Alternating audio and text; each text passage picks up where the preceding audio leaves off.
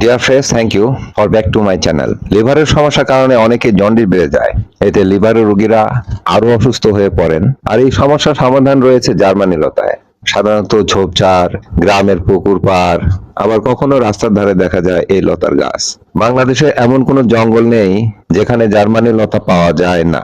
এই লতাটি আয়ুর্বেদিক চিকিৎসায় বহুল ব্যবহৃত হয়। ইউনানি গবেষকরা বলেছেন কাটা, ক্ষত, রক্ত পড়া বন্ধ, গ্যাস্ট্রিক ও বিষক্রিয়া দূর করতে এটি বহুকাল থেকে ব্যবহৃত হয়ে আসছে। তবে আপনি কি জানেন জার্মানি লতা কিডনি ও পাকস্থলীর পাথরও দূর করতে পারে? এটি একটি মহা ঔষধি লতা। চলুন তবে জেনে নেওয়া যাক জার্মানি লতার উপকারিতা সম্পর্কে। শরীরে কোনো অংশ কেটে গেলে জার্মানি লতার রস লাগালে খুব তাড়াতাড়ি রক্ত বন্ধ হয়ে যায়। তাছাড়া কাটা জায়গায় এই পাতার রস লাগিয়ে বেঁধে রাখলে খুব তাড়াতাড়ি জোড়াও লেগে যায়।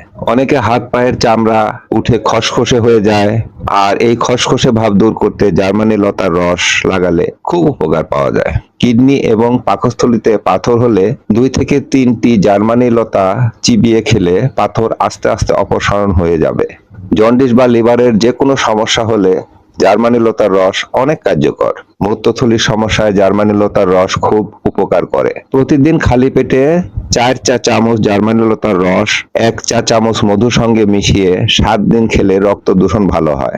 আমরা যদি বিভিন্ন ঔষধি গাছের গুণাগুণ সম্পর্কে জানতে পারি, তবে সময় বিশেষ নানা রোগের হাত থেকে আমরা বাঁচতে পারি। এই জন্য সবসময় ওষুধে নয়, বরং প্রাকৃতিক উপাদানের উপরও ভরসা রাখুন। আরেকটি কথা সবচেয়ে বেশি উপকারী, যেটা অনেকেই দেখা যাচ্ছে, অনেক মা বোন আছেন, অনেক মানুষ আছেন যারা পানি খেলেও বমি হয়ে যায়, পেটে কোনো খাবারই রাখতে পারেন না। তাদের জন্য এই জার্মানি লতার রস ছেঁচে পাটায় পিষে অথবা ব্লেন্ডার করে এই রসটি চা কাপের আধা কাপ প্রতিদিন সকালবেলা খালি পেটে খাবেন।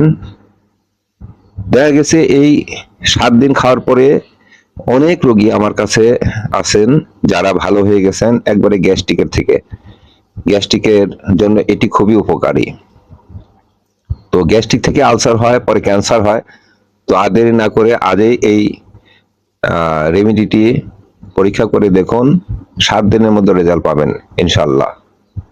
তো পরবর্তী ভিডিওর আমন্ত্রণ জানিয়ে আজকে এই পর্যন্তই।